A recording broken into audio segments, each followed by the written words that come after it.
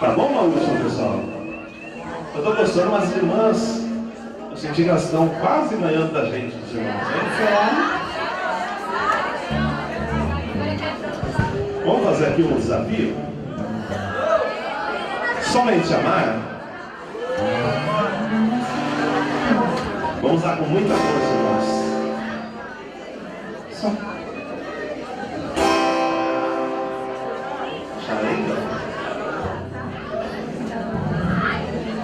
Você sabe ela, pessoal? Somente amar? Vamos lá com muita força, irmãos. Vamos mostrar como é que se faz.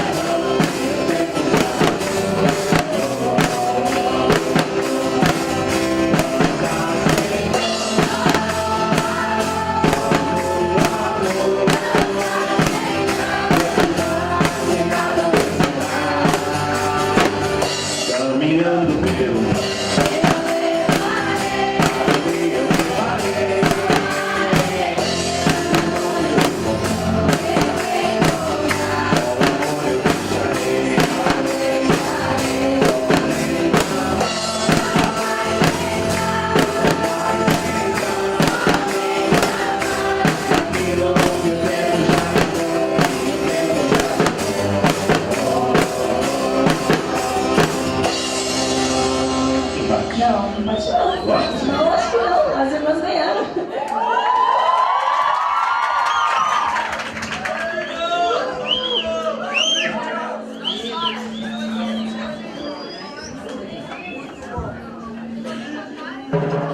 Parabéns.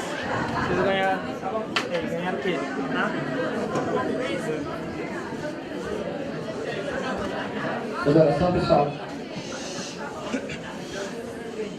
Nós queremos a nossos celestiais, líderes pais, nós queremos agradecer ao Senhor, líderes pais, por essa oportunidade, Pai Celestial, nós estarmos mais um dia perante o Senhor, Pai, recebendo as vossas palavras, Pai Celestial. Pedimos a tua inspiração para o pastor Inohan, Pai Celestial, para que ele possa estar transmitindo as nossas palavras de forma correta, e nós, Pai Celestial, possamos estar prestando muita atenção, Pai, em cada palavra, Pai. Que cada palavra dessa, Pai Celestial, verdadeiro Pai, resgatou com todo o coração e toda a sinceridade. Então nós devemos escutá-la com todo o coração, procurando receber benefício, Pai. Não só de forma lógica, mas espiritual, Pai, através dessa palavra, Pai. Pedimos que o Senhor seja conosco, Pai. Pedimos que os verdadeiros pais possam estar conosco, Pai, nesse momento. Pedimos que nós possamos levantar a condição necessária, Pai, para que o Senhor, Pai Celestial, possa estar nesse ambiente, Pai. Obrigado por esse seminário, obrigado por essa oportunidade que nós temos de estar junto ao Senhor. Eu queria agradecer e relatar essa oração em meu nome, Guilherme Silva Almeida, filho da Simulação, filho de José e de Almeida, de uma família do Estado Central. Aju.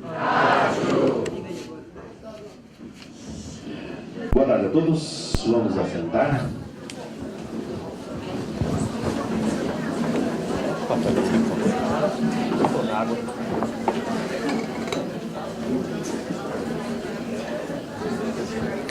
Bem, vamos dar aí continuidade à nossa conferência.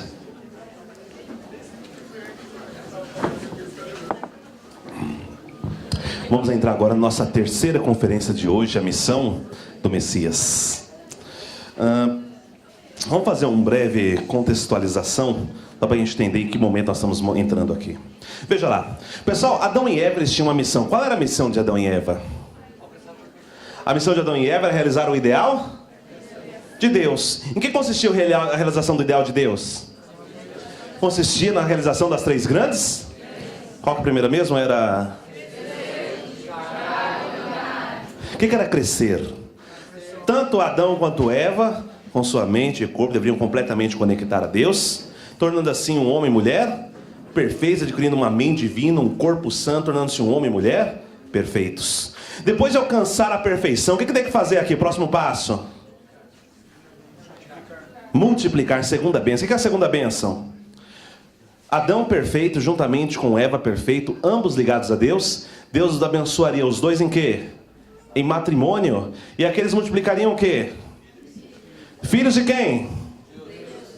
Filhos de Deus, com as características, com o padrão de Deus. Filhos divinos, diferente de filhos perfeitos, né? E aqui surgiria o quê? Surgiria uma família sob o domínio de Deus, uma sociedade sob o domínio de Deus, uma nação sob o domínio de Deus, e o reino dos céus seria estabelecido tanto na terra quanto no mundo espiritual. Esse plano original de Deus foi realizado? Sim ou não? Não. Por que não? Por causa da queda. Adão e Eva tiraram Deus do centro e entraram num relacionamento recíproco de amor com quem? Com Satanás, multiplicando o quê? Filhos em pecado e sofrimento, filhos problemáticos, filhos reclamões, filhos que não respeitam seus pais. Adivinha mais do que? Eu não falei nada. Eu não incitei ninguém a falar, eu só falei, pessoal, dá características. E aqui surgiu então uma família sob domínio de quem? De Satanás. Essa família expandiu para uma sociedade sob domínio, uma nação sob domínio de Satanás, e o inferno apareceu tanto na terra quanto no mundo espiritual. Por esse motivo nós precisamos do Messias. Pessoal, o que o Messias vem fazer? Qual é a missão do Messias? O Messias vem tirar o homem da esfera do domínio de Satanás e levar ele para a esfera do domínio de Deus. Livro de Coríntios, capítulo 15, versículo 45. Ganha o bombom quem me falar o que está escrito lá. Coríntios 15, 45.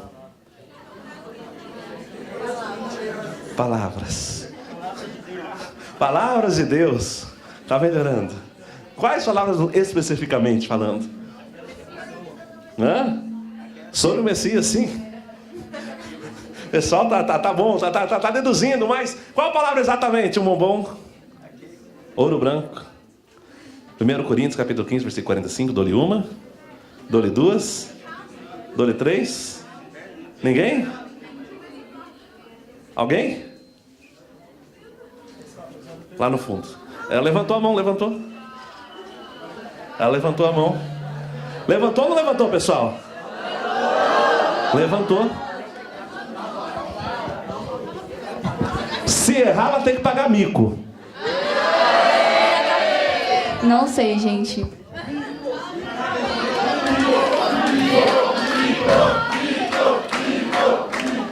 Ela vai ter que pagar um mico, vai ter que cantar uma música pra gente, um pedacinho pelo menos. Não. Veja lá, pessoal, o que diz 1 Coríntios, capítulo 15, versículo 45. Diz assim, o primeiro homem, Adão, foi feito alma vivente. O segundo Adão, ele foi feito espírito vivificante. Como ninguém falou, eu falei. Esse é meu. Brincadeira. Então veja lá. Está falando que o primeiro homem, presta atenção. O primeiro homem, Adão, ele foi feito alma vivente. O segundo Adão, ele foi feito espírito vivificante. Qual é a diferença? O que é uma alma vivente? Alma vivente. Ali, levantou a mão lá no fundo. Aí fez assim, eu não. Pessoal, o que é uma alma vivente? Alma vivente é um ser que tem vida. Por exemplo, todos nós somos o quê? Nós somos almas viventes, nós somos seres que possuem vida. Pergunto, o que é um espírito vivificante? Alguém falou alguma coisa? Não entendi. Um espírito vivo? Peraí, deixa eu raciocinar. Como é que seria isso? De certa forma, não está errado, não é? Mas precisa ser melhor colocado. Pessoal, um espírito vivificante é aquela pessoa que, além de possuir vida física, ela também possui vida espiritual. Então a Bíblia está falando que o primeiro homem, Adão, ele foi feito como? Alma vivente. Porém, o segundo Adão, ele foi feito espírito vivificante. Pergunta: a quem a Bíblia está se referindo como segundo Adão? Jesus. Pergunta: por que a Bíblia se refere a Jesus como segundo Adão? Será que Jesus era a reencarnação do primeiro? Sim ou não? Mas então por que a Bíblia chama ele de segundo Adão? Não é porque ele veio como a reencarnação, mas Jesus veio para cumprir aquilo que o primeiro Adão ele não cumpriu. Então eu pergunto: qual era a missão de Jesus? A missão de Jesus era de realizar o ideal. Em que consistia a realização do ideal de Deus? Crescer. Primeira bênção, crescer. O que era crescer? Jesus, com sua mente e o seu corpo, ele deveria completamente conectar a Deus, adquirindo assim uma mente divina e um corpo santo. Dessa forma ele tornaria-se o quê? Um homem? Um com? Pergunta: Jesus realizou a primeira bênção, sim ou não? Sim. Se realizou. Está na Bíblia? Aonde? Essa está ficando velha, pessoal.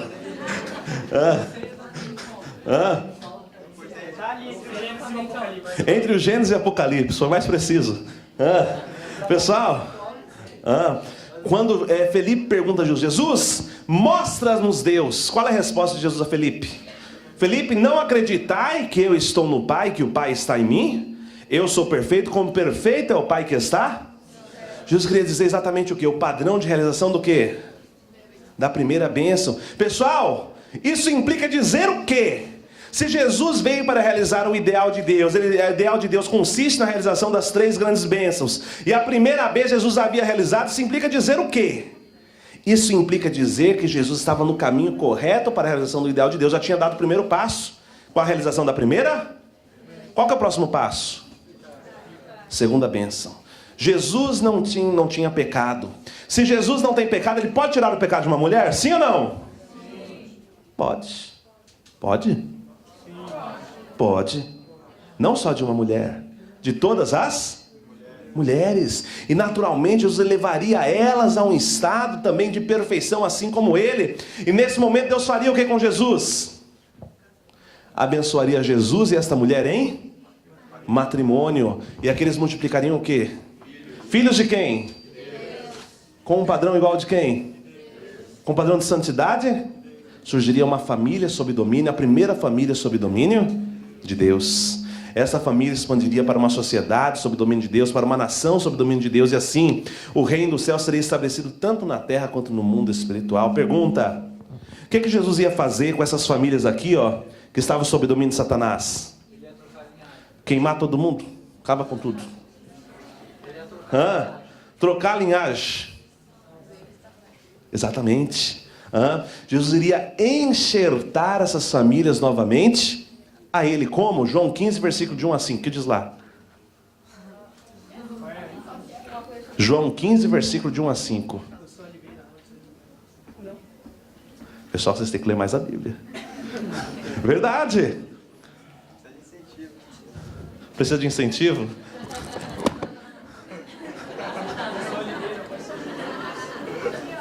Incentivo. Vai ler a Bíblia, senão vai para o inferno.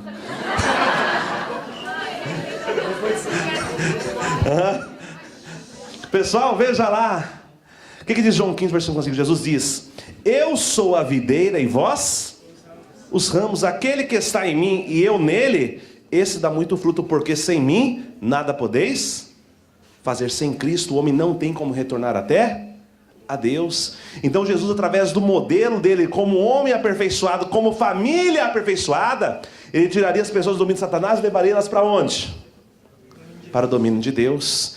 Pergunta: Existe algum relato na Bíblia dizendo que Jesus formou uma família? Sim ou não? Não. Parabéns.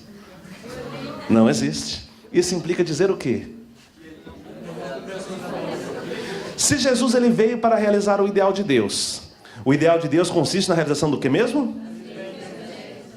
Ele realizou a primeira bênção, estava no caminho certo, mas não realizou a segunda bênção. Implica dizer o quê? Isso implica dizer que a morte de Jesus na cruz ela foi um erro. Como assim um erro? Está na Bíblia? Aonde? Nós vamos ver agora uma série de evidências bíblicas que comprovam que a morte de Jesus na cruz ela foi um erro, a começar pelas palavras e procedimentos dos discípulos. Vejamos lá no livro de Atos dos Apóstolos, capítulo 7, versículos 51 e 53. Apóstolo Estevão diz: homens de dura cerviz e incircuncisos de coração e ouvido, vós sempre resistis ao Espírito Santo, assim vós sois como vossos pais. A qual dos profetas não perseguiram vossos pais? Até matar os que anunciaram anteriormente a vinda do justo, do qual vós agora foste traidores e homicidas. Pessoal, vamos entender, vamos elucidar este versículo. Primeiro, o que são homens de dura cerviz? Dura cerviz? Ninguém? Que serve bastante? Não. O quê? Incentivo.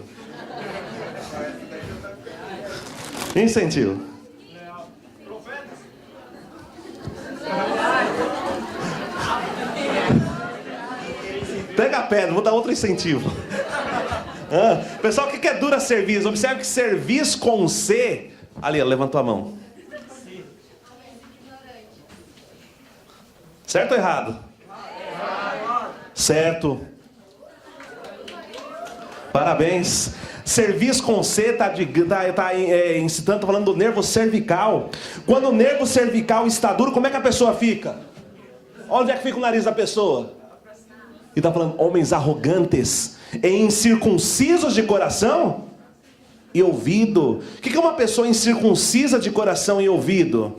É aquela pessoa que por mais que você fale a verdade, a pessoa ela não aceita, ela não deixa aquela verdade. Imagina você fala assim, pessoal, olha, quanto que é 1 mais 1?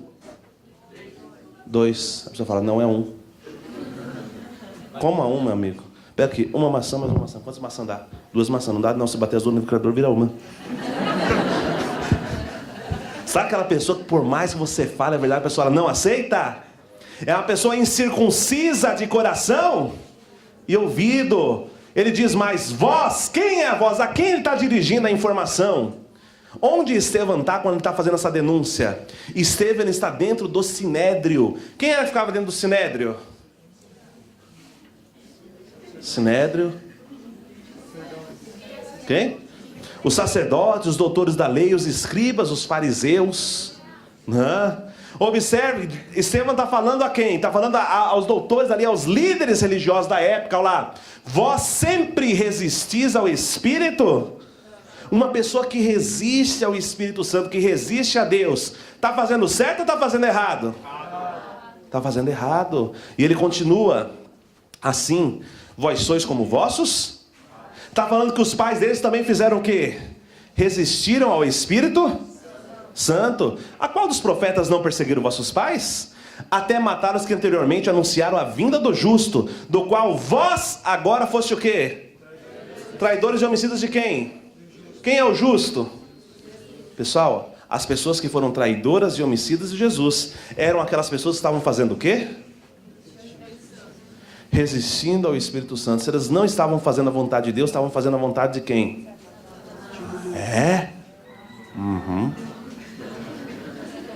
De Satanás.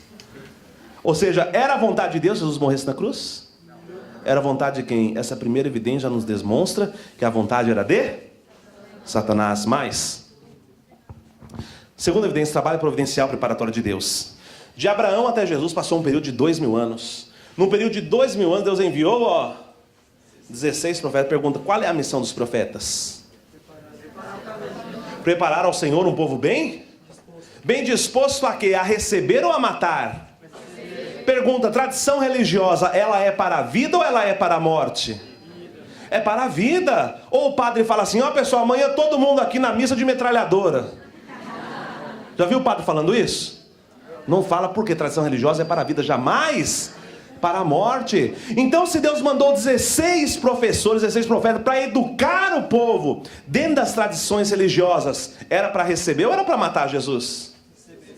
Era para receber. Se fosse para matar, não tinha por que esperar 2000 anos, não tinha por que enviar 16 profetas, podia jogar Jesus aqui na geração seguinte, a de Abraão, o povo pegava, matava Jesus, estava tudo resolvido. Por que Deus esperou? Ele esperou porque era para o povo receber.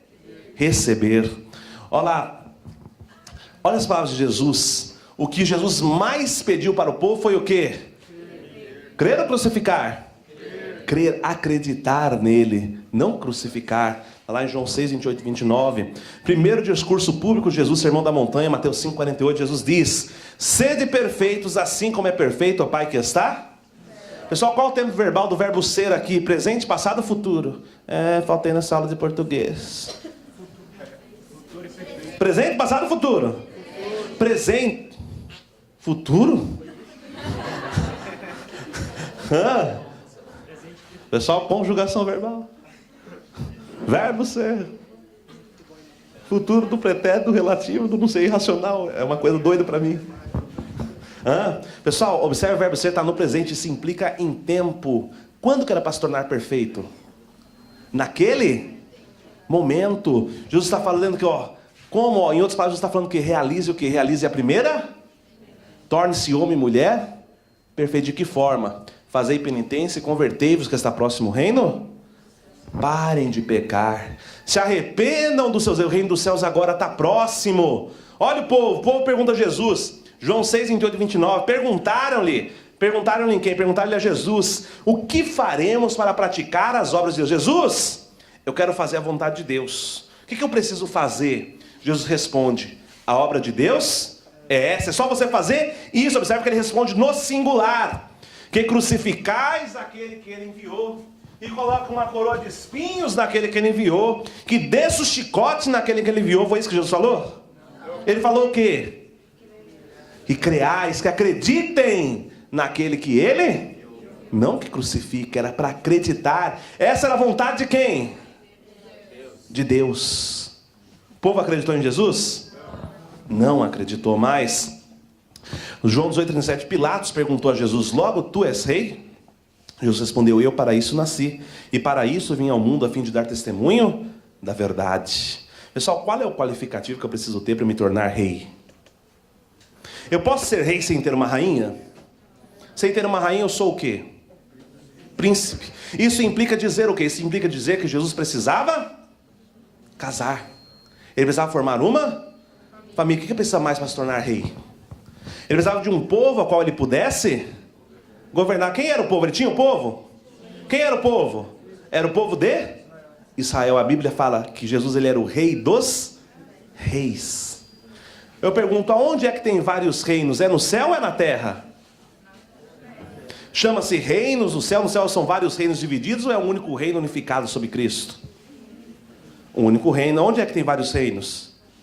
Na terra. Então se era para se tornar rei dos reis, era para se tornar rei aonde? Assim na terra como? Ele se tornou rei na terra? A cruz impediu ele de cumprir esta missão. Ou seja, a cruz foi um bloqueio para a realização do ideal de Deus. Olha lá João 11. Ele veio para que era seu, e os seus não? O que Jesus falou em João 6, 28 e 29? A obra de Deus é esta, que creais naquele que ele enviou, não que crucifiquem. Mas ele veio para que era o seu, e os seus não? Se acreditar era a obra de Deus, não acreditar era a obra de quem, pessoal? De Satanás. Isso significa dizer que o povo fez a vontade de Deus ou a vontade do capeta? Do capeta. Mas, apóstolo Paulo, carta aos Coríntios, capítulo 2, versículo 7 e 8. Mas falamos a sabedoria de Deus oculta em mistério, a qual Deus ordenou antes dos séculos para a nossa glória, a qual nenhum dos príncipes deste mundo conheceu. Observe que Deus ele tinha um plano, e esse plano estava oculto em E esse plano era para quê? Para a nossa glória. Mas ninguém desse mundo, nenhum das pessoas, nenhum dos filhos deste mundo, dos príncipes deste mundo conheceu esse plano. Por quê? Porque se conhecessem, nunca crucificariam o Senhor.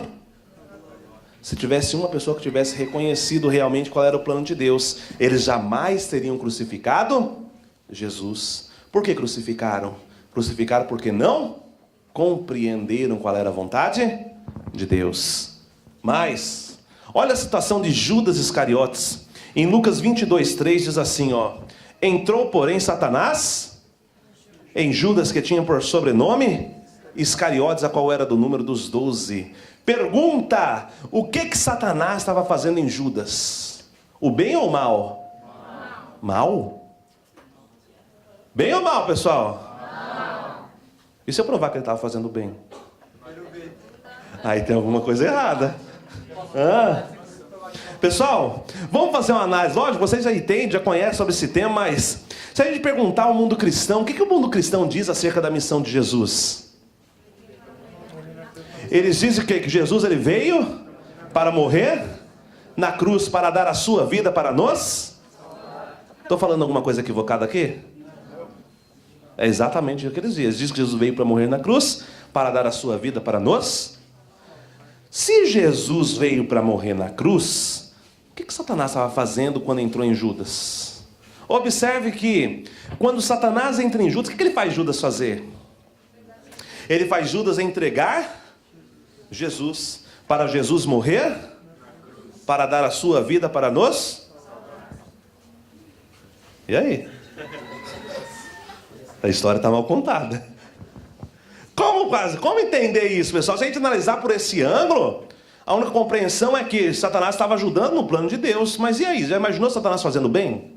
É uma coisa estranha, né?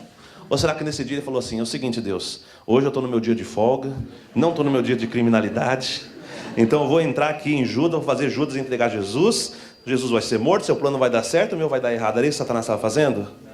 Naturalmente que não. Satanás, na verdade, ele queria a morte de Jesus. Porque veja lá, o que Judas fez? Judas traiu o seu? Judas vendeu Jesus por 30 moedas? Esse foi o problema. Ele deu desconto. Tinha que ser 35. Será que foi esse problema, pessoal? Não. Veja mais. Judas enforcou-se de remorso no momento? Quem faz a vontade de Deus sente felicidade ou sente remorso? Felicidade ou remorso? Não, tem que sentir remorso.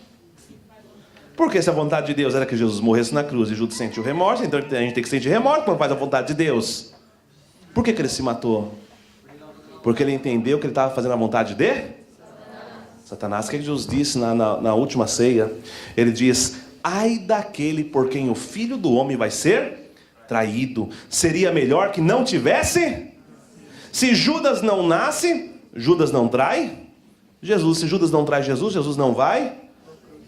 E aí, como é que ele vai morrer? Como é que ele vai dar a sua vida para nos salvar? Percebe a falha do que tem dentro dessa percepção? Na verdade, a única forma de entender, de compreender isso adequadamente é partindo do pressuposto: Jesus não veio para morrer na cruz. Não era a vontade de Deus que Jesus morresse na cruz. Olha lá mais uma evidência. Quinta evidência: não matarás.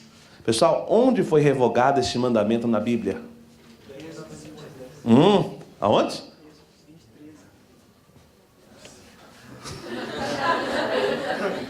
Não é Maria, mas é cheia de graça. Pessoal, será que Moisés esqueceu de colocar aqui: não matarás, vírgula, exceto Jesus? Será que foi esse o problema? Ele esqueceu uma partezinha ali, Não era para matar. Isso incluía o próprio Jesus. Foi um erro ter crucificado Jesus, mas olha lá, o destino do povo escolhido de Israel. Levítico 24:17 diz: e quem matar alguém certamente... Olha as palavras de Jesus agora em Lucas 19:44. Jesus diz: e te derribarão a ti e a teus filhos que dentro de ti estiverem. Vai morrer vocês, e vai morrer também a tua descendência, os seus filhos, seus netos, seus bisnetos, todos eles vão morrer. O que mais vai acontecer? E não deixarão em ti pedra, suas casas, tudo que você tem vai ser destruído. Por quê? Porque não conheceste o tempo? Porque não reconheceram a época que o Messias estava na terra. Que Jesus falou, João 6, 28 e 29, a obra de Deus é esta, que creais naquele que ele enviou, não que crucifique, por não reconhecer. O que está acontecendo com o povo de Israel? Olha lá, os povos de Israel, os judeus errantes pelo mundo, odiados e massacrados. Pessoal, quando eu faço a vontade de Deus, eu recebo bênção ou recebo maldição? Maldição. Olha aqui, ó. Jesus não veio para morrer na cruz? O que está acontecendo com o povo judeu? Já faz 2016 anos, 19 dias, 16 horas, na verdade, 15 horas e 59 minutos. O que está acontecendo com o povo de Israel? É guerra em cima de guerra. Segunda Guerra Mundial, 6 milhões de judeus. Por qual motivo? Pega até os dias de hoje, o que está acontecendo lá em Israel? Não para de guerra, não para de vir bomba. Isso é bênção ou é maldição? Quando é que vem bênção? Vem bênção quando cumpre responsabilidade. Quando é que vem maldição? Vem maldição quando falha em cumprir responsabilidade, de maneira que cada um de nós dará conta de si mesmo. A Deus cada um vai pagar pelo erro que cometeu. O que está acontecendo com o povo de Israel? Eles estão pagando pelo erro que eles cometeram. É eu que estou falando isso? A história está mostrando. Mas, olha lá, oitava evidência. Deus, ele presta bastante atenção aqui, pessoal. Ó. Deus, ele deu a vida para Jesus. Por qual motivo Deus deu a vida para Jesus? Jesus possuía um corpo espiritual e possuía um corpo físico. Jesus, ele era um modelo original de homem perfeito, tanto espiritualmente quanto fisicamente. Para quem Jesus era esse modelo? Para o homem decaído. O homem decaído deveria assimilar Jesus tanto espiritualmente quanto fisicamente. Isso é o que diz a teoria do enxerto, João 15, versículo de 1 a 5. O que diz lá, pessoal? Eu já falei. Eu já falei 3 vezes hoje. Olha lá. Eu sou a videira e vós os ramos. Aquele que está em mim e eu nele, esse dá muito fruto. Porque sem mim nada podeis. Sem Cristo o homem não pode retornar até a Deus. Jesus falou, eu sou o caminho, a verdade e a vida. E ninguém vai ao Pai se não for por... Ninguém pode chegar até Deus se não for por intermédio de... O homem decaído entendeu essa palavra de Jesus? Não entendeu, mas Satanás entendeu. Satanás entendeu o quê? Quer dizer então, Jesus, que o homem não pode chegar até Deus se não for por intermédio de você? Então eu quero o que de você? Eu quero te matar. Porque se eu matar você, o que vai acontecer com o homem decaído? Ele não pode ir até a... Se ele não pode ir até Deus, ele vai ficar sob o domínio de quem? Satanás. Por isso, Satanás tentou matar Jesus não apenas uma vez, mas 4 vezes. 4? Está na Bíblia? Tá. Aonde? Vamos ver. Primeira tentativa, no ventre de Maria pela tradição judaica. Quando José e Maria se casaram devido à tradição judaica, eles deveriam passar um período de 12 meses separados um do outro, sem ter qualquer tipo de relacionamento sexual. Maria sai da casa de José e vai para a casa de sua prima Isabel, que era casada com o sumo sacerdote Zacarias. Lá na casa de Zacarias, Maria passa, 3 meses. 3 meses depois, adivinha só? Maria retorna para casa. Como? Grávida.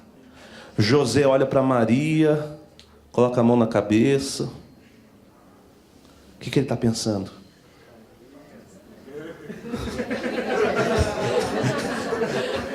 É, mais ou menos isso. Na cabeça de José, o que está passando, pessoal? Maria tinha traído? José, o que José quer fazer? Diz a Bíblia que José quer abandonar. Não é matar não, ele quer abandonar Maria. Porém, naquela noite aparece o anjo do Senhor e fala: José, eis o que há gerado no ventre de Maria, a obra do Espírito, assume a paternidade. José, ele cumpre a sua responsabilidade, não abandona Maria. Como consequência, Jesus, ele não morre. Se Jesus, ele falha na sua responsabilidade ali, o que teria acontecido com Maria, pessoal? Pela tradição judaica, ela deveria ser apedrejada até a morte por crime de adultério. Teria havido cruz? Jesus teria morrido aqui, no ventre. Segunda tentativa de Satanás de matar Jesus, antes de 2 anos, pelo decreto do rei Herodes. Quando José e Maria, depois do nascimento de Jesus, os 3 reis magos chegaram até Jerusalém, foram até o rei Herodes e falaram: nós viemos visitar o rei dos reis que há nascido nesta terra. Herodes pegou e falou: peraí, rei dos reis? Ele começou a raciocinar: peraí, se eu sou rei, ele é um rei de rei, então ele é o meu rei? Ó,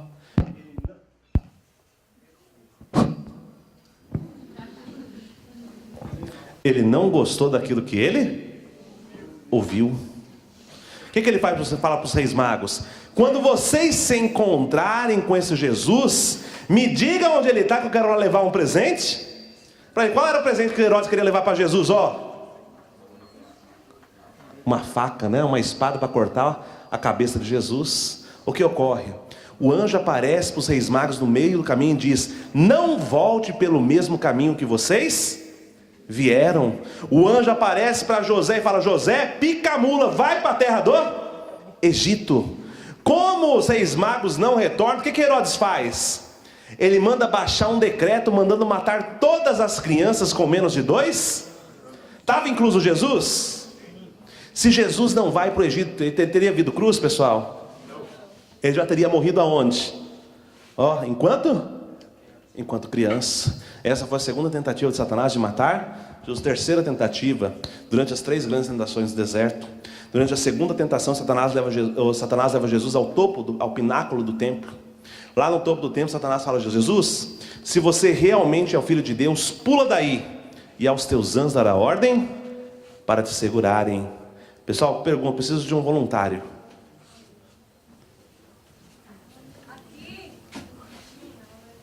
Ela vai levantar? É para pular da janela. Pula. Não tem hospital não. Pessoal, o que vai acontecer com ela se ela pular?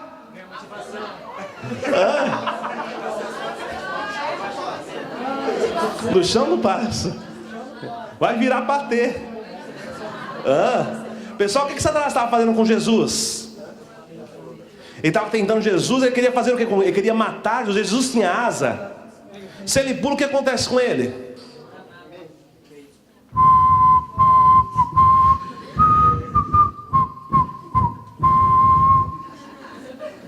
Game over. Satanás wins, literalmente. Novamente ele estava tentando matar Jesus. O que Jesus responde para Satanás? Também está escrito: não tentarás ao Senhor teu Deus. Novamente Satanás estava tentando matar Jesus. Aqui, quarta tentativa. Aqui sim, Satanás conseguiu. Pergunto: Deus tentou impedir? Tentou ou não tentou? Se tentou, tem que estar na Bíblia. Tentou ou não tentou, pessoal? Eu não sei. Tá um não mais que eu não sei. Tentou ou não tentou, pessoal? Eu vi sim, eu vi não. Sim ou não? Não. Tentou. Tá na Bíblia? Tá. Aonde? Mateus 27:19. O que diz lá? Diz a Bíblia que a esposa de Herodes foi atormentada a noite inteira pelo anjo do Senhor.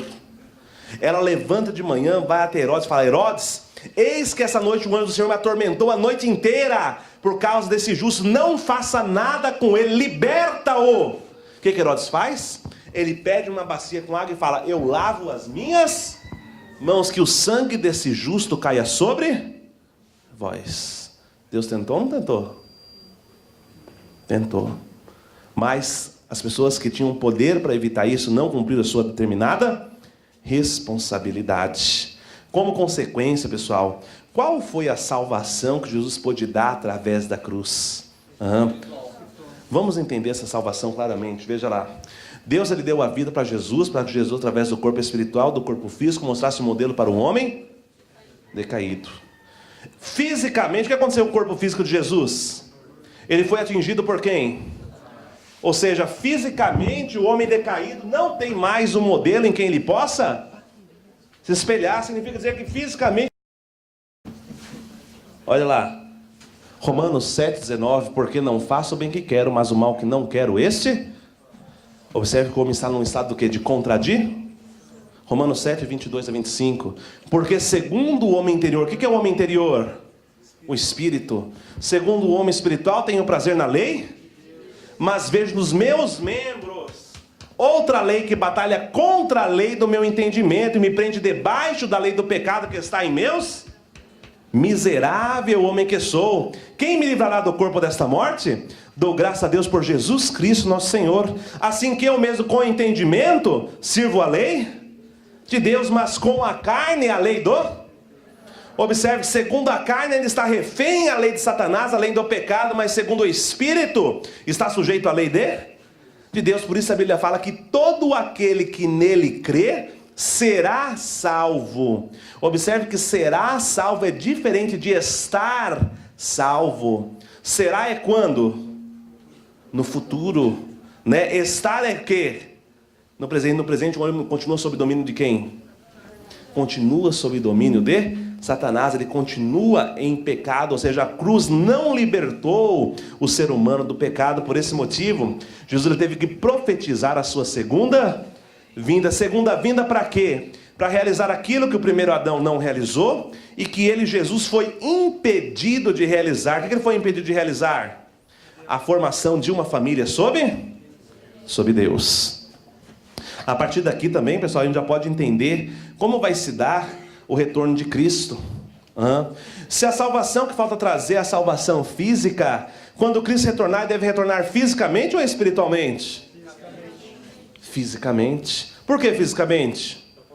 Porque é exatamente aquela salvação que está pendente. Então quando ocorrer a segunda vinda de Cristo, a segunda vinda ocorrerá fisicamente. Veja lá, mas os fariseus ouvindo isso diziam: esse não expulsa demônios, senão por Beelzebu, príncipe dos demônios.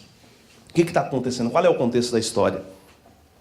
Um certo dia Jesus estava andando por Gardenha e de repente ele viu ali um endemoniado. O endemoniado de Gardenha. Quando ele chega para aquele endemoniado, ele olha para o endemoniado e fala: sai, capeta. Adivinha o que o capeta fez? Saiu.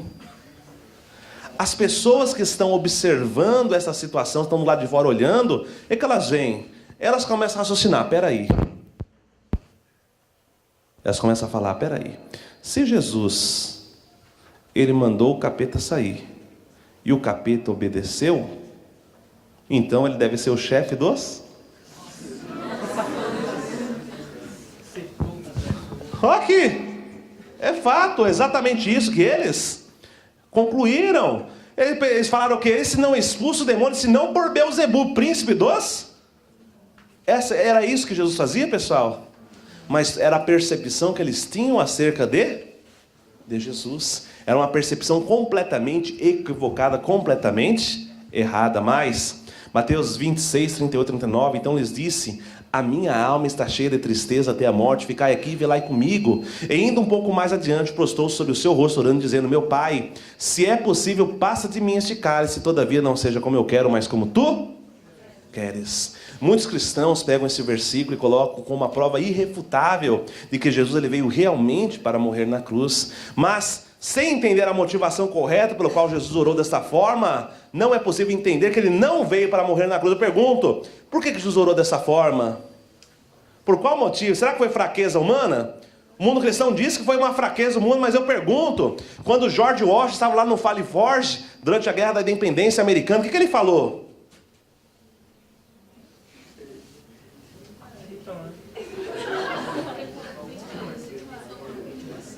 Pessoal, vocês não estudaram história?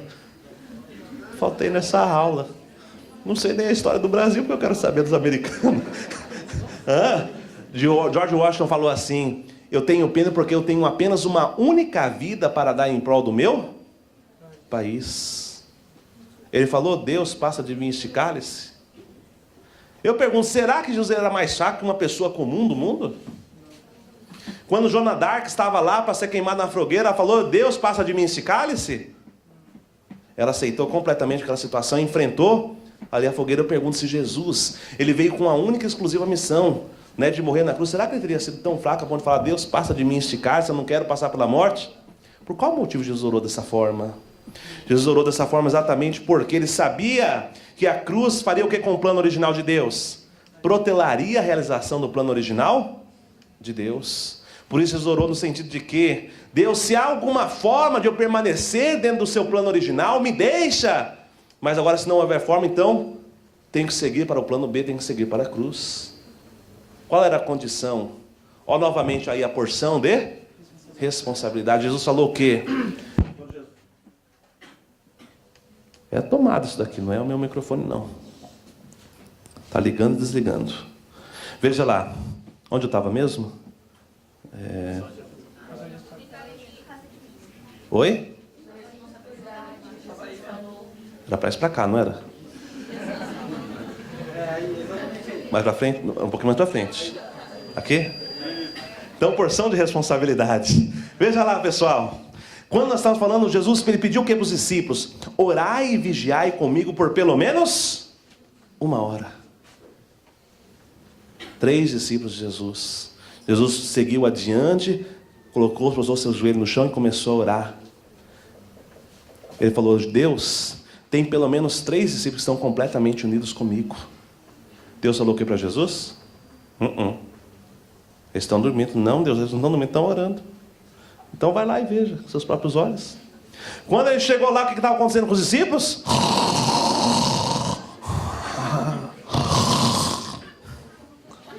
Jesus adverte eles ali e fala: olha, orai e vigiai comigo por pelo menos 1 hora.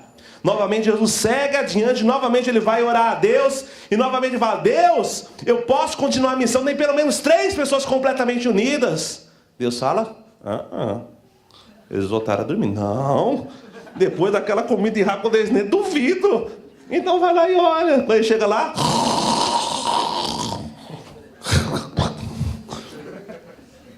os discípulos estão novamente ele adverte numa terceira vez: já não há mais nada que ele possa fazer a não ser seguir pelo caminho da cruz. Nesse momento, observe a porção de responsabilidade, naquele simples fato, mudou a direção da missão de Jesus.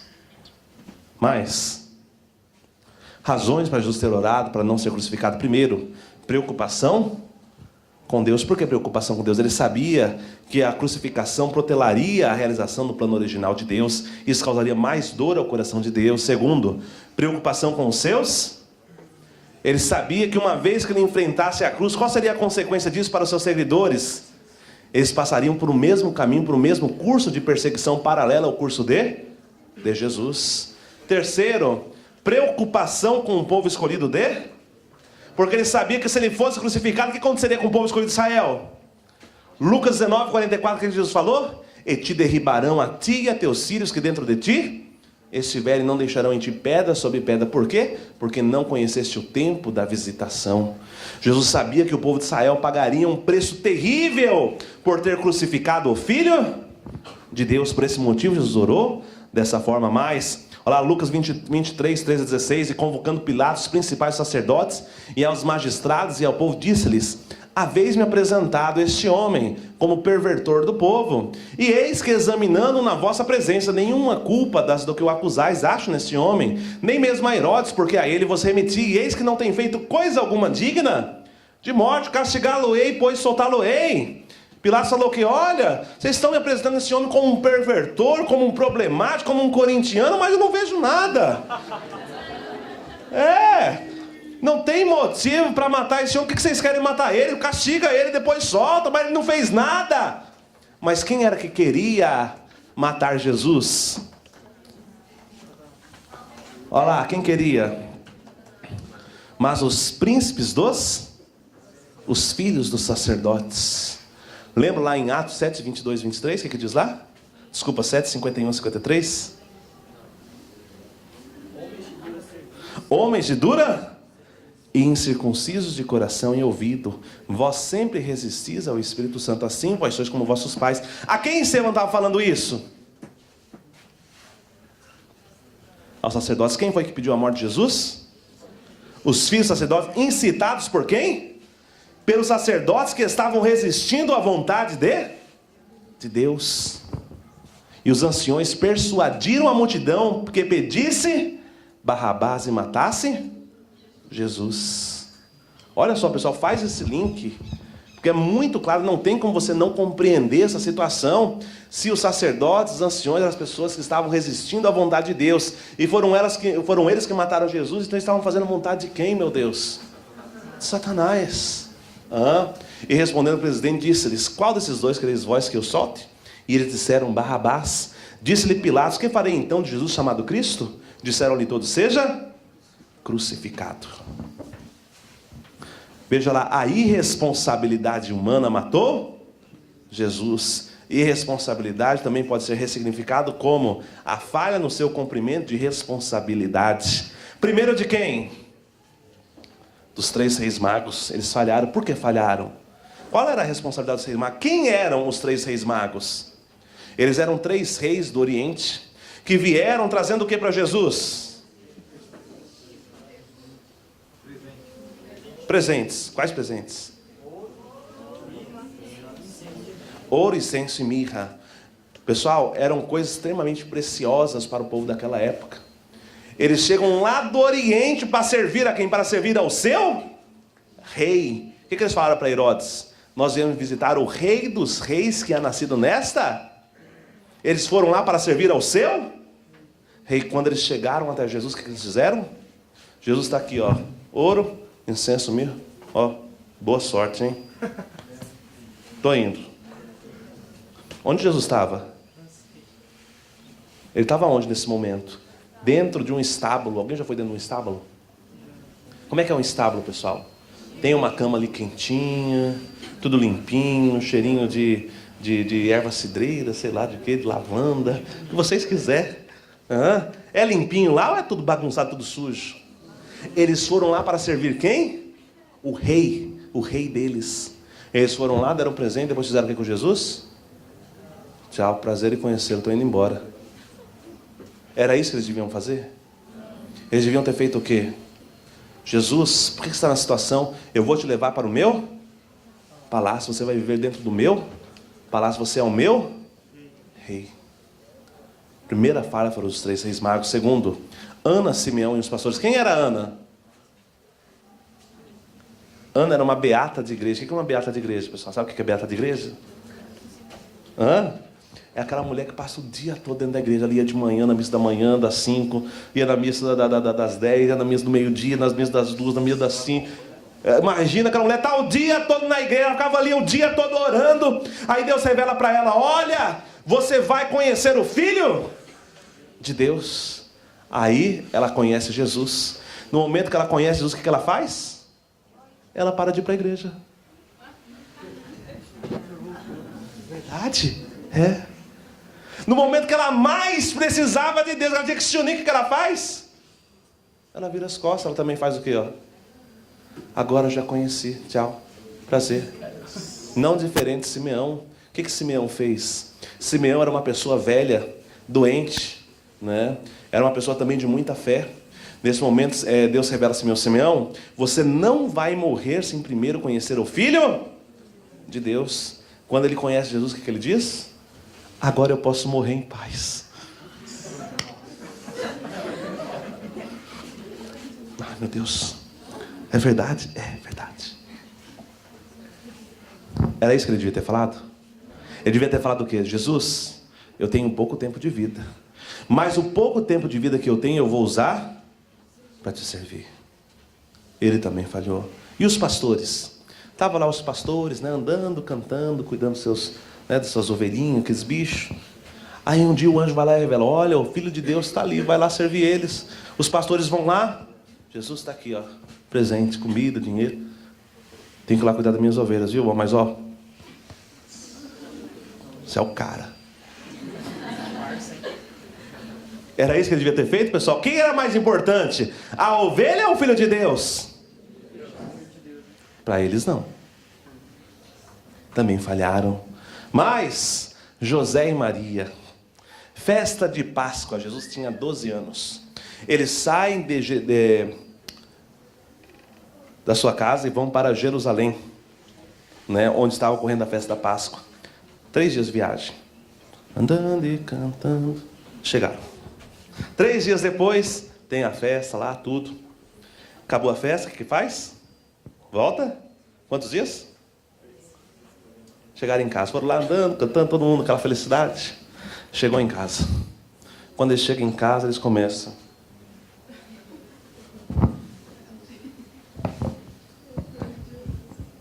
Jesus?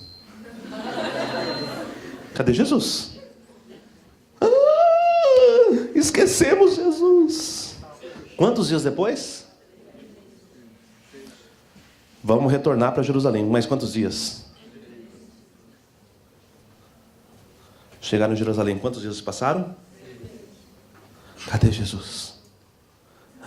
Jesus está no templo. Jesus, o que você está fazendo? Você é louco. O que Jesus responde para nós? Estava cuidando das coisas da parte do meu Pai. Pega Jesus e retorna. Pessoal, quantos dias Jesus passou sozinho?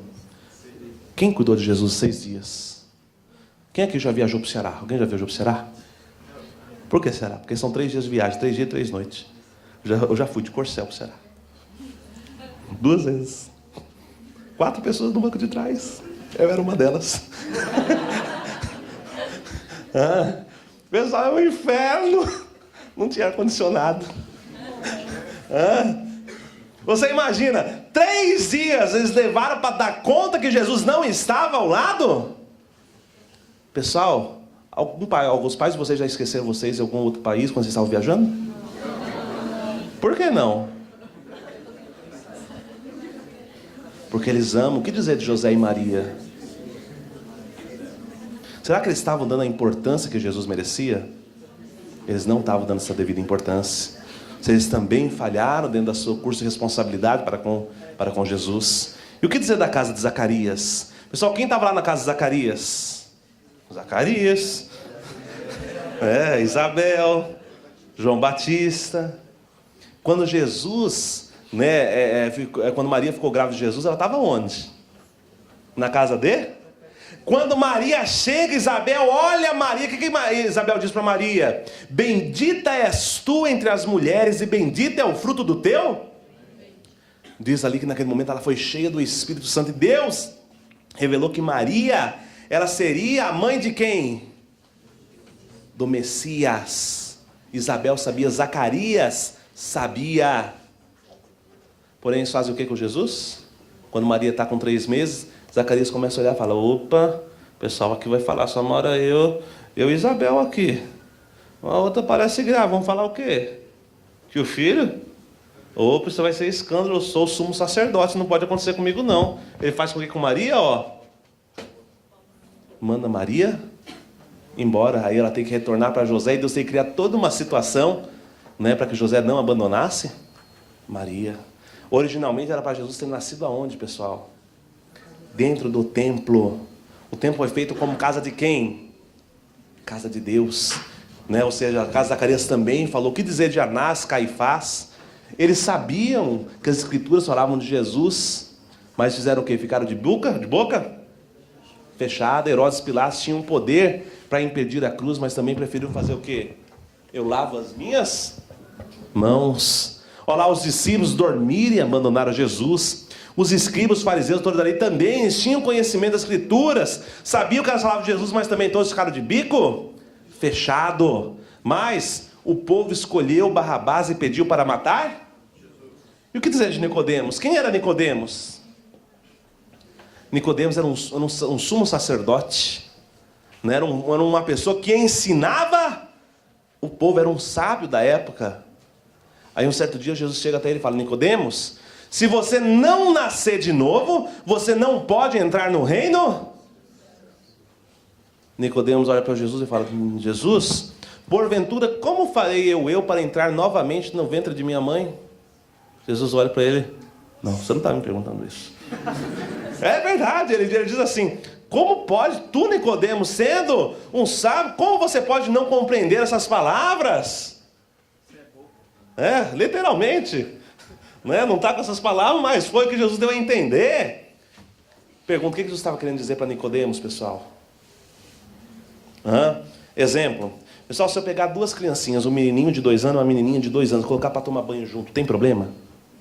Por que não? Porque não tem malícia, não tem maldade no coração. Agora vamos mudar a situação. Se eu pegar uma menininha de 15 anos e um rapazinho de 15 anos, botar para tomar banho junto, tem problema? Oh. Tem ou não tem? Entra 2, sai 3, 4, 5. É verdade. Tô falando. Por que tem problema, pessoal? Porque tá cheio de maldade? No coração, seus maliciosos. É todo mundo malicioso aqui. Jesus quer dizer o quê? Para você entrar no reino do céu, você tem que ter a inocência de uma criança. Senão você não pode entrar no reino do céu. Mas Nicodemos entendeu? Não entendeu? Eu pergunto para vocês, pessoal. Se todas essas pessoas aqui tivessem cumprido a sua responsabilidade, tivessem se unido a Jesus, eu pergunto, Jesus tinha morrido na cruz? Sim ou não? Não. Por que Jesus morreu na cruz? Porque a irresponsabilidade humana matou Jesus. Os verdadeiros pais vão ser aceitos ou não? Depende do quê? Da responsabilidade humana. O que vocês vão fazer? Vocês querem ser quem? Os reis magos, Ana, Simeão, os pastores, José, Maria? Quem vocês querem ser? Pode escolher. Desde que vocês cumpram responsabilidade, pode ser qualquer um, mas tem que cumprir? Mas e aí, estão cumprindo ou não? Ah, mas hoje é diferente. Ah, mas se eu tivesse lá no Jesus, eu tinha ajudado. Pessoal, é exatamente a mesma. A história está sendo escrita por vocês. Olha lá, os dois tipos de profecias com relação ao Messias. Lá no livro de Isaías, o mesmo profeta, no mesmo livro, escreve duas profecias completamente antagônicas uma à outra. A primeira profecia diz que Jesus vai se tornar o rei. A segunda profecia diz que ele vai para o caminho do... Como compreender isso? O mesmo profeta, no mesmo livro, escrevendo duas coisas completamente opostas uma à outra. Eu não consigo compreender isso sem se me remeter lá à época de Adão. O que aconteceu na época de Adão e Eva? Deus deu um mandamento para Adão e Eva. Qual foi o mandamento? Do fruto da árvore da ciência do bem e do mal dela não comerás, porque do dia em que dela comerdes, certamente morrerás. Se comesse do fruto, qual seria a consequência? A morte, o mundo decaído. Porém, se cumprisse a responsabilidade, não comesse do fruto, qual seria a consequência? Qual que surgiu, pessoal? Qual que realizou? O mundo ideal ou o mundo decaído? A partir do momento que surge o mundo decaído, Deus não pode mais confiar no ser humano. Jeremias 17:9, enganoso é o coração mais que todas as coisas. Mas Jeremias 17:5, maldito o homem que confia no outro. Deus não pode mais cumprir, que o homem vai cumprir sua porção de responsabilidade. Por isso que a partir desse momento, Deus sempre tem que trabalhar com duas circunstâncias. Um plano A e um plano B. Ou seja, se o povo de Israel reconhece Jesus como Messias, o que teria acontecido com ele? Rei dos Reis, porém, se o povo de Israel falha em reconhecer Jesus como Messias, o que acontece com ele? Ele vai para o caminho do sofrimento. Veja lá as duas profecias, né, com relação a Jesus. Primeiro, Isaías 9:5-6. Porque um menino nos nasceu, um filho se nos deu, e o principado está sobre os seus ombros. E o seu nome será maravilhoso, conselheiro, Deus forte, Pai da eternidade, príncipe da paz. Do incremento desse principado e da paz não haverá mais fim, sobre o trono de Davi no seu reino, para o firmar e o fortificar em juízo e em justiça, desde agora e para sempre. Está falando que Jesus vai morrer na cruz? Está falando o quê? Que ele vai reinar sobre o trono de quem? Será um reinado da paz que não haverá mais? Quando vai começar esse reinado? Desde agora e para sempre. Ou seja, vai ser como os cristãos falam, que ele tinha que vir lá, morrer para depois estabelecer esse reinado? Aquele reinado começaria naquele momento, no momento que o Messias estivesse na terra. Olha lá, mais uma profecia dizendo que Jesus não vai morrer na cruz. Olha lá, Lucas 1:31-33.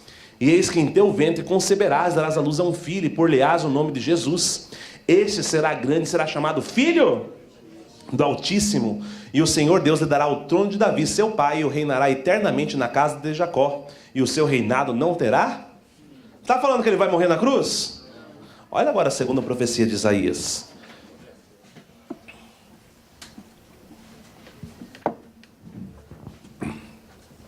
Ele foi oprimido, mas não abriu a sua boca. Como um cordeiro foi levado ao matadouro, e como ovelha muda perante seus tosqueadores, ele não abriu a boca. Da opressão e do juízo ele foi tirado, e quem contará o tempo da sua vida? Porquanto pela transgressão do meu povo ele foi? Pelo erro de quem? Ou seja, dependia de Deus, dependia de Jesus, ou dependia do povo? A variável era o povo. Hoje depende de quem? Depende de Deus, depende do verdadeiro Pai ou depende do povo? Depende de cada um de nós. O que você vai fazer? Essa é a sua chance. Você está escrevendo a sua história. Nessa ela vai ser uma história de vitória, de fracasso. Não depende daqueles que vão vir, mas exclusivamente a quem? A cada um de nós. Olha lá, João Batista e o retorno de Elias. Livro de Malaquias. Malaquias, que foi o último profeta do Antigo Testamento, viveu hoje cerca de 400 anos antes de Jesus. Ele diz: eis que eu vos envio o profeta Elias, antes que venha o grande e temível dia do Senhor, e converterá o coração dos pais aos filhos e o coração dos filhos aos seus pais, para que eu não venha e fira a terra com maldição. Pessoal, qual é a missão do profeta Malaquias dentro da história? O que faz o livro de Malaquias? Vocês sabem? Na Bíblia? Qual é a função dele na Bíblia? Ninguém? Calma, pessoal. Um por vez. Função do livro de Malaquias na Bíblia. Qual é a função dele? Ele tem uma função paralela ao livro de Apocalipse.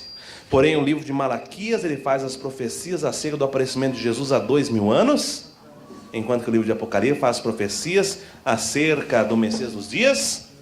Não é gostoso aprender, pessoal? Fala a verdade. É gostoso, não é? Eu tenho orgulho de vocês. Veja mais. Então, qual é o sinal, né, que Malaquias dá acerca do aparecimento de Jesus há 2000 anos atrás? É o aparecimento do profeta Elias. Quem era o profeta Elias? Vejamos lá. Vamos entender isso. O profeta Elias foi um profeta que viveu 900 anos antes de Jesus.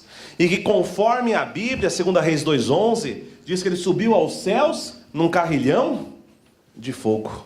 400 anos antes do aparecimento de Jesus, o profeta Malaquias vem e diz: eis que eu vos enviarei, que Deus vos enviará o profeta, antes que venha o grande e temível dia do Senhor. Ou seja, o povo está à espreita, aguardando primeiro o aparecimento de quem? Do profeta Elias. O povo está olhando para onde, pessoal? Se Elias subiu aos céus no carrilhão de fogo, como é que ele vai voltar? Dos céus também no carrilhão? O pessoal está tudo assim olhando. Ainda não chegou não. Vamos procurar um pouco mais.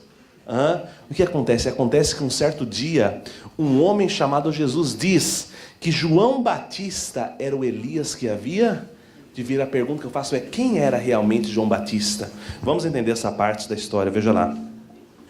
Lucas 1, 76, 37, anjo Gabriel falando acerca, profetizando acerca de João Batista. Tu, menino, serás chamado profeta do Altíssimo, porque precederá o Senhor, preparando-lhe os caminhos para dar ao seu povo conhecimento da salvação e redimi-lo dos pecados. Observe que o anjo está falando que João Batista é aquele que vai fazer o que, pessoal? O que é preceder? É aquele que vem antes, não é? Mas, pela profecia de Malaquias, quem é que tem que vir antes? É o profeta Elias. Mas, veja lá, anjo Gabriel novamente: e irá diante dele no espírito e virtude de Elias, para converter o coração dos pais aos filhos e os rebeldes à prudência dos justos, com o fim de preparar ao Senhor um povo bem disposto. Ou seja, o anjo está falando que João Batista ele vem na autoridade de quem? Do profeta Elias. Ele vem no espírito de Elias, no poder de Elias. Mas ele é o próprio profeta Elias? Não. Mas João 1:23, João Batista falando. Então ele respondeu: eu sou a voz do que clama no deserto, endireitai o caminho do Senhor, como disse o profeta Isaías. Ele está querendo dizer o quê? Olha, eu também sou um profeta, assim como diz o profeta Isaías, todas aquelas profecias que ele vai vir. Olha, eu sou aquele profeta que está vindo, está preparando o caminho do Senhor. Mas, estando o povo em expectativa e pensando todos de João em seus corações, se porventura ele seria... Pessoal, João Batista era uma pessoa tão quista, tão amada dentro da sociedade judaica da época, que o povo pensava que ele poderia ser o próprio Cristo, né? Ou seja, imagina o que João falava, a palavra que ele falava era lei. se ele falasse pula, a pessoa pulava. Era a lei. Ele era chamado Rabi. O que é Rabi? Mestre. Né? É a posição mais alta que se pode alcançar dentro da sociedade judaica. Mas João 3,28, João fala: vós mesmos sois testemunha do que vos disse. Eu não sou Cristo, mas fui enviado como seu. Olha o que João está falando. Eu não sou o Cristo, mas eu sou aquele que vem antes de Cristo. Pela profecia de Malaquias, quem é que vem antes de Cristo? Profeta Elias. Isso significa dizer o quê? Que João Batista sabia da sua missão. Não apenas sabia, ele sabia que Jesus ele era o Messias. Mas Mateus 11, 13, 14, Jesus falando: porque todos os profetas e a lei profetizaram até João. E se quereis dar crédito, este é o Elias que havia de vir. Jesus está falando o quê? Ele está ratificando. João Batista é aquele Elias que está na profecia de Malaquias. Ele é o Elias que havia de vir. Muitas denominações, pessoal, aqui é só tipo de curiosidade. Muitas denominações dizem que as profecias do Antigo Testamento elas serão cumpridas agora. Mas isso não é verdade. Por que não? Por causa dessa profecia aqui. Olha o que Jesus fala. Todos os profetas e a lei profetizaram até quem? Isso quer dizer o quê? O que são os profetas e a lei? Profetas e a lei é o Antigo Testamento, ou seja, o Antigo Testamento profetizou até quem? Ou seja, com a chegada de João Batista no Antigo Testamento, ele se compila, ele se conclui, ou seja, ele termina exatamente com o aparecimento de João Batista. Significa dizer que de João Batista para frente é uma nova etapa da história que está sendo escrita, né? Mas João 1, 19, 21, o que acontece, pessoal? O povo, os discípulos de Jesus, eles começam a anunciar a Jesus como Messias. Ele começa a falar, olha, começa a sair, anunciar, olha, o Messias retornou. E o que acontece? Os doutores da lei, os escribas, os fariseus começam a questionar, mas tá bom, se esse tal Jesus que vocês estão falando aí é o Elias, é o Messias, aonde está o Elias que está escrito aqui nas Escrituras? Qual era a resposta deles? Eles não sabiam responder. E um dia eles foram questionar a Jesus acerca dessa questão e perguntaram a Jesus, Jesus, por que os escribas dizem que Elias deve vir primeiro? Jesus respondeu, Elias deve vir e restaurar todas as coisas. Porém, eu digo que ele já veio e não o reconheceram. Assim também farão sofrer o Filho do Homem. Olha o que Jesus falou. Por não reconhecer a João Batista como Elias, assim também farão sofrer o Filho. Quer dizer que se tivesse reconhecido a João Batista como Elias, Jesus ele não teria sofrido, ou seja, ele não teria ido para a cruz. Então, uma vez que os discípulos entenderam isso, eles começaram a anunciar com mais fervor.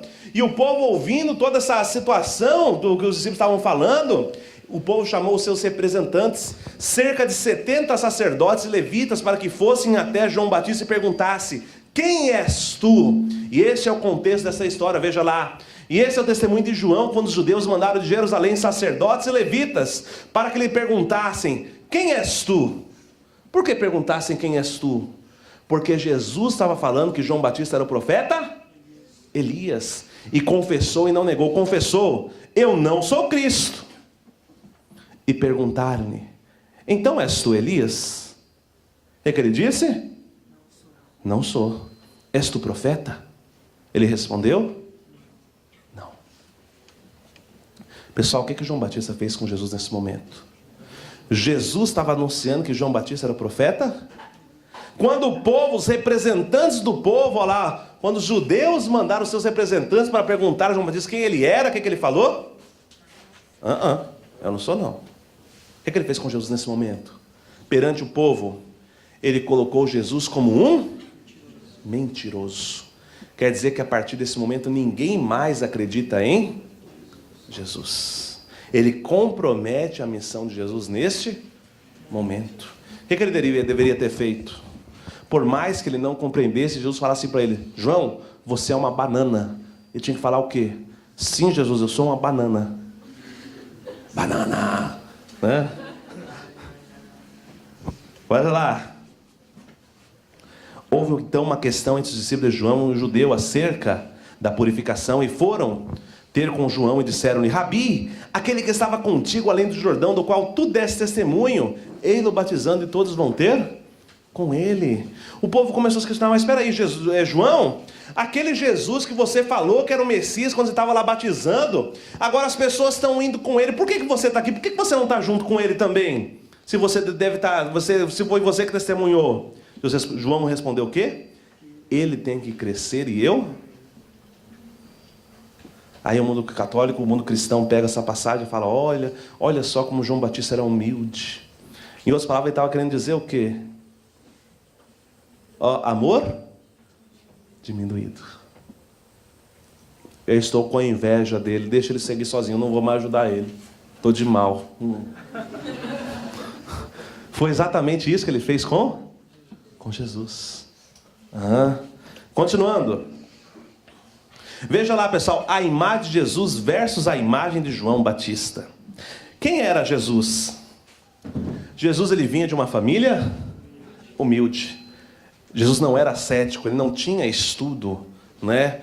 Jesus, ele fazia afirmações espantosas. Imagina, ele chegava aqui, seu pai é o capeta, o chifrudo, Satanás, o demônio, é seu pai. Imagina, ele fala, brincadeira, viu? Imagina, Jesus chegava assim, falava esse negócio, o que o povo pegava? O povo pegava aquilo lá e falava, tá louco, Jesus? Tá variando? Pessoal, quem é que seguia Jesus? Seguidores de classe inferior. Como assim? Quem era? Pescadores, prostitutas, ladrões, corintianos. Imagina a situação.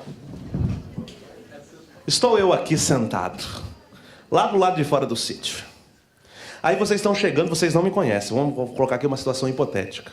Vocês não me conhecem. Eu estou sentado lá do lado de fora, vocês estão chegando. Aí as pessoas falam, tá vendo aquele rapaz? Aqui do meu lado tem um bandido, vestido de Corinthians. Desse lado aqui tem uma prostituta. Não, prostituta. Aqui na frente tem um cara com uma pistola. Aqui um outro fumando um cigarro de maconha, tudo aqui em volta de mim. Aí as pessoas falam, tá vendo aquele rapaz sentado ali? Aquele lá é o pastor que vai dar o seminário para vocês. O que vocês falariam para o pessoal, para os coordenadores? Tá louco? Aquilo ali é um cafetão, olha lá. É o chefe dos bandidos ali, tá todo mundo em volta dele, é o chefe. Ele é o demônio. Ele é o mandante. Pessoal, o que dizer das pessoas quando elas viam Jesus ao lado daquelas pessoas? Qual era a percepção que elas tinham acerca de Jesus? Opa, as mães olhavam assim e falavam, filho, não quero você perto daquele homem lá não. Fica longe dele. Aquele cara lá só está com gente da pesada. Era assim que o povo via Jesus. Pessoal, Jesus ele era denunciado pelos judeus. Olha agora a imagem de João Batista. João Batista ele vinha de uma família, filho do sumo sacerdote, do papa da época, Zacarias. Milagres, Nazareno, todo o povo conhecia o aspecto místico que envolvia o nascimento de João Batista. João Batista levava uma vida ascética, né? Vivia no deserto ali com pele de camelo, comendo mel e gafanhotos, né? João ele era apoiado pelos... Eu pergunto, para o povo daquela época, a palavra de quem que tinha mais peso? A palavra de João Batista ou a palavra de Jesus? A palavra de João Batista. Por esse motivo que quando João Batista ele diz que ele não é Elias...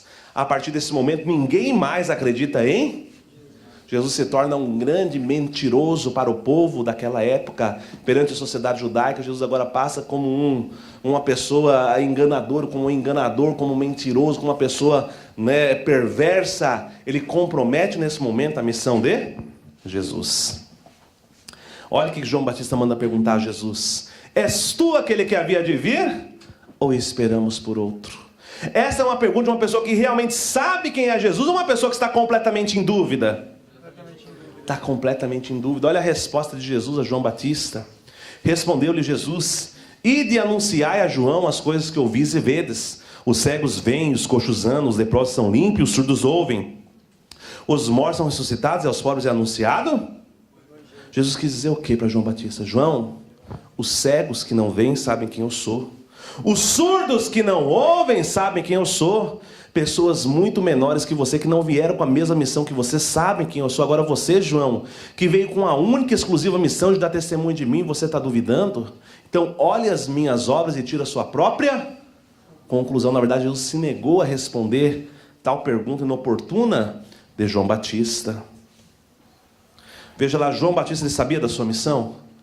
Ele mesmo falou, eu não sou Cristo, mas fui enviado diante dele. Deus revelou aquele por quem tu vis assentar a pomba, aquele é o Filho de Deus, é o sinal. Jesus explicou, mas ele não cumpriu a sua responsabilidade. Pessoal, vocês sabem quem é o verdadeiro Pai? Está sendo explicado para vocês? O verdadeiro Pai falou para vocês quem é Ele? Nunca falou? Princípio divino. John Song-yeon. Sermões, literaturas. Falou ou não falou? Falou.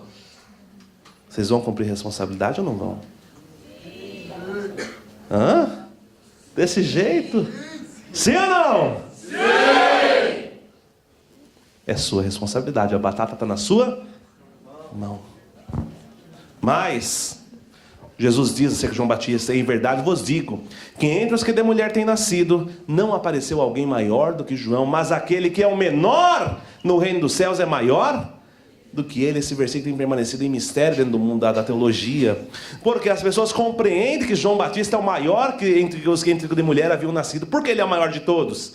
Porque divergentemente dos profetas do passado, que profetizaram com um longo período entre eles e Cristo, João Batista ele nasceu como o quê?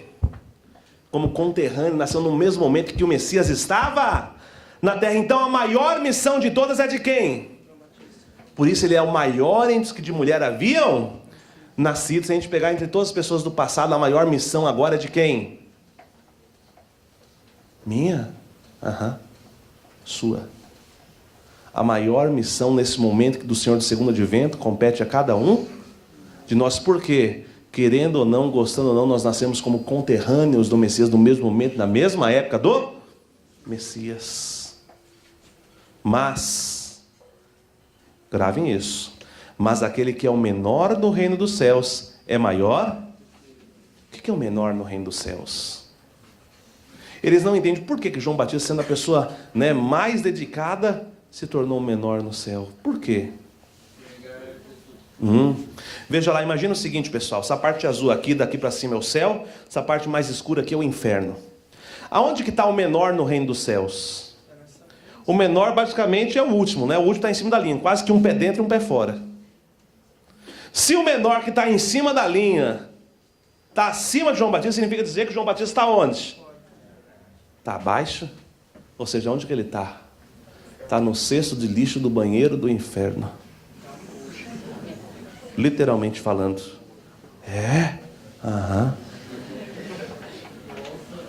Tá na Bíblia isso? Aonde que eu nunca vi? Você nunca leu a Bíblia, uai? Mateus 5,17, o que diz lá? Jesus diz, qualquer um que transgredir os mandamentos e assim o ensinar, esse será chamado de menor no reino dos céus. Pergunta, quem transgride os mandamentos vai para o céu ou vai para o inferno? Dedução básica. Significa dizer que o menor no reino dos céus é o quê? É o fundo literalmente, o cesto de lixo do banheiro do inferno. Pior que o cesto de lixo aqui do banheiro dos homens. Pior. Pior é que aqui está feio. Eu olhei e falei, sai daqui, diabo.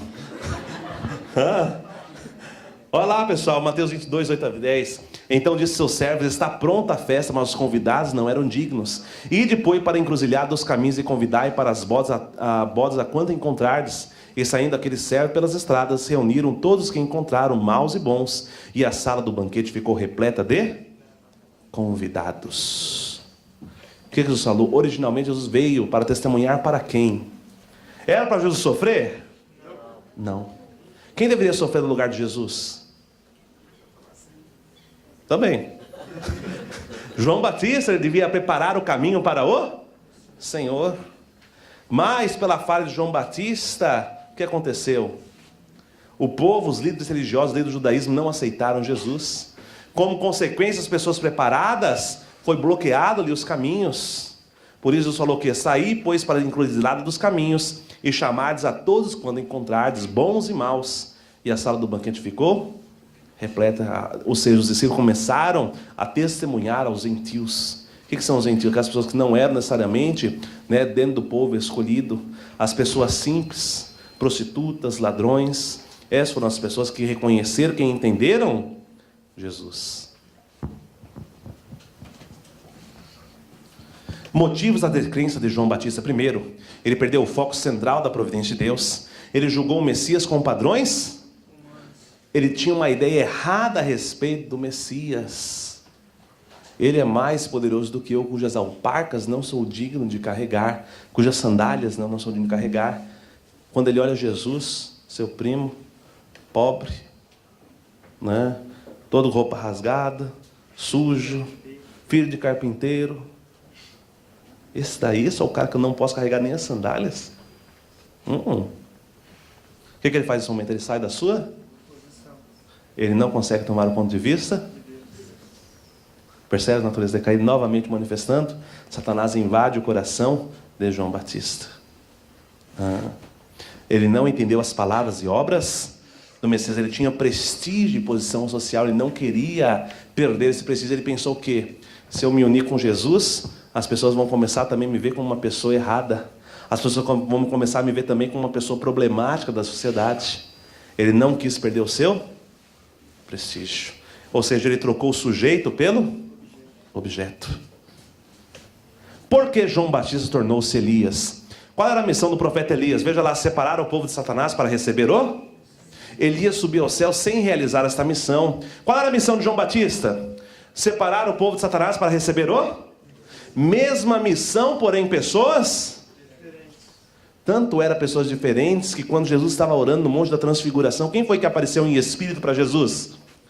Moisés mostrando claramente que João Batista era uma outra pessoa.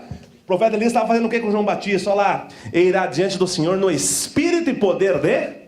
Ele estava espiritualmente cooperando através do processo da ressurreição, da volta, que é a próxima conferência. Vocês vão ouvir não sei com quem, né? Mas estava cooperando apenas espiritualmente com João Batista, né? Porém João Batista falhou. Esse daqui, pessoal, a mesma ideia do primeiro Adão e do segundo Adão, mesma missão, porém pessoas diferentes.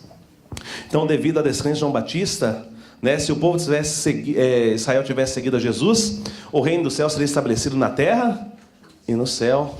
Não haveria divisão entre judeus, cristãos e muçulmanos, sem perseguição aos cristãos e sem a diáspora. Não haveria nem cristão, não haveria promessa da segunda vinda. A gente precisaria estar aqui hoje? A gente ia poder estar fazendo o quê? Que jogo? Call of Duty. Hã? Star Wars? Não é? Vendo um filminho, podia estar no cinema.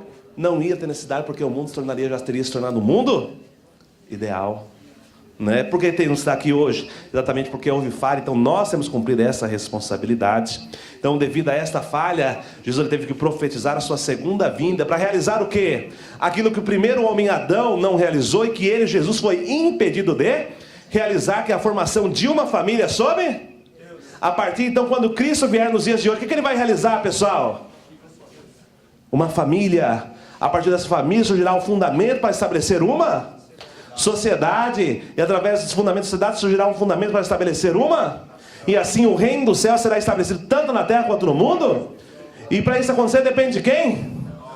Nós vamos cumprir a responsabilidade, sim ou não? Sim, sim ou não? Sim. Aju? Aju. Vamos fechar então nossos olhos para que possamos encerrar a conferência.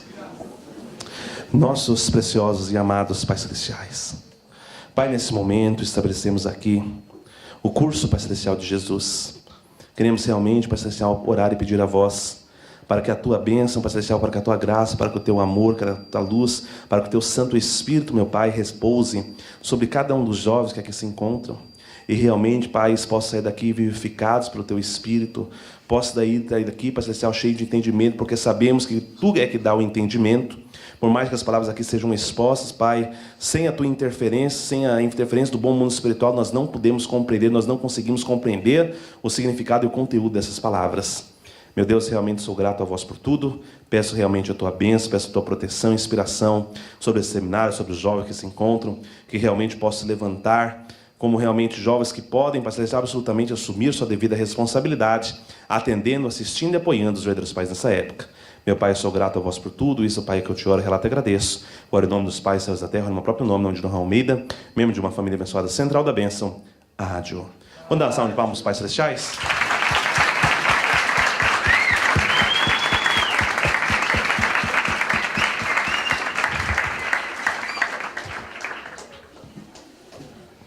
Obrigado, pastor Inohan. Vamos dar mais uma salva de palmas, pastor Inohan. Obrigado.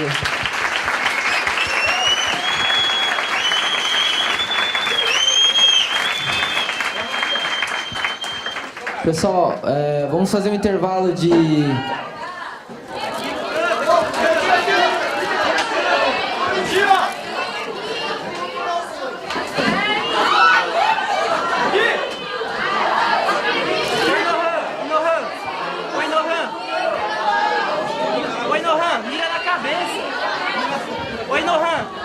Só porque vocês foram bonzinhos.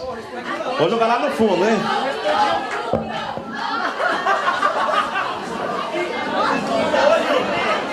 Tá bom? Quer mais?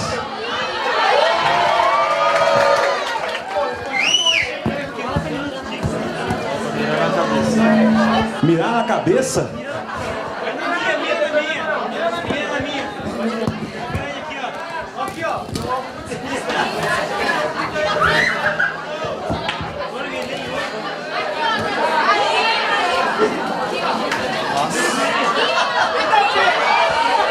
Ah, pessoal.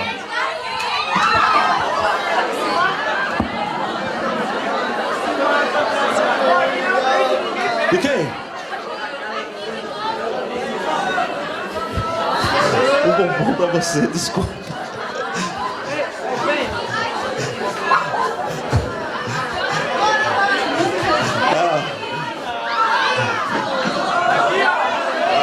Lá no fundo, ó.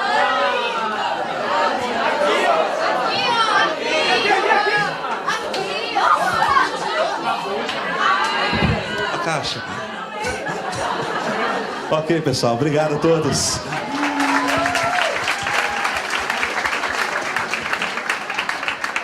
Pessoal, vamos dar meia hora de intervalo. 5h30 aqui na sala. E tem lanche.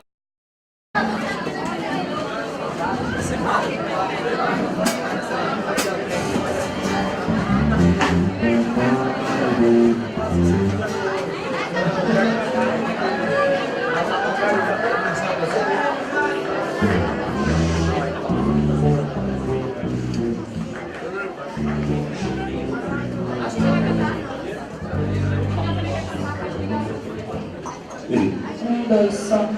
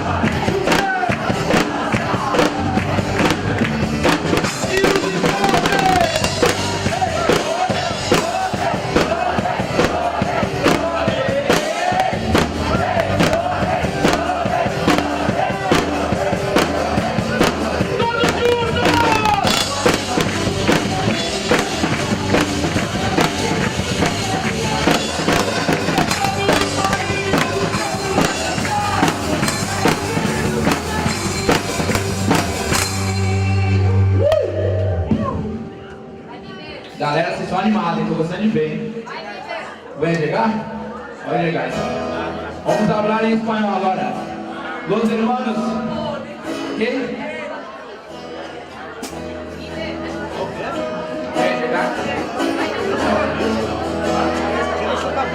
O Nohan gostou da minha camisa, gente. Bora lá então, vai chegar.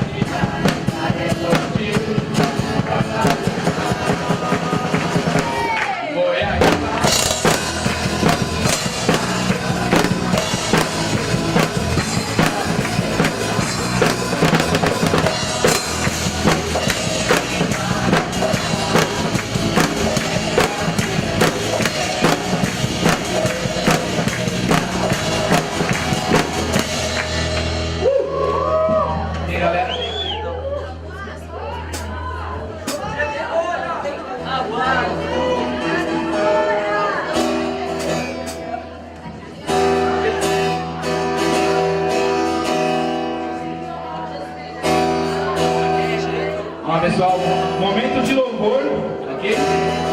Momento de louvor, todo mundo, por favor. Eu quero ouvir o aleluia. Glória ao nosso Deus, amém. Todo mundo, glória a Jesus.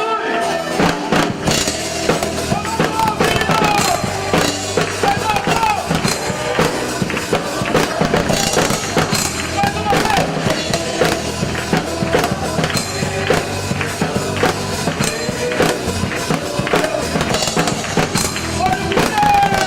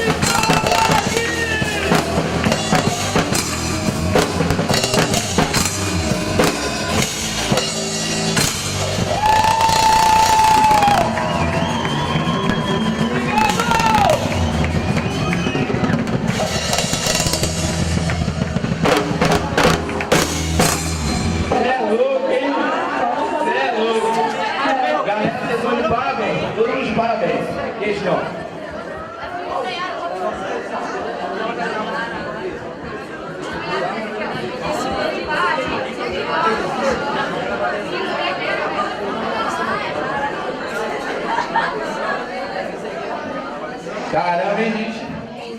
Eu acho que essa força vem de todas as pessoas aqui que são corintianas, certo? Eu sei que é.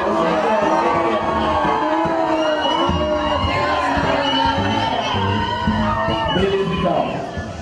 Oi.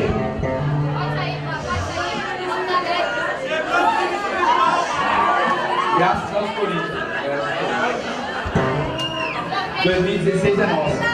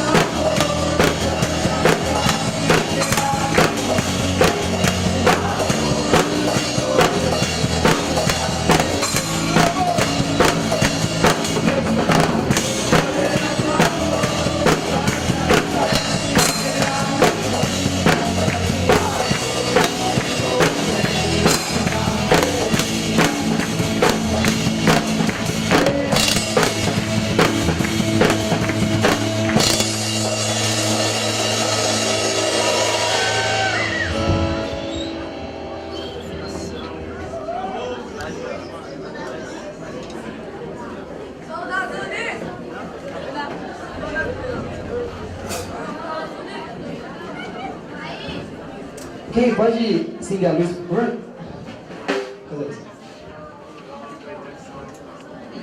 Vem aqui.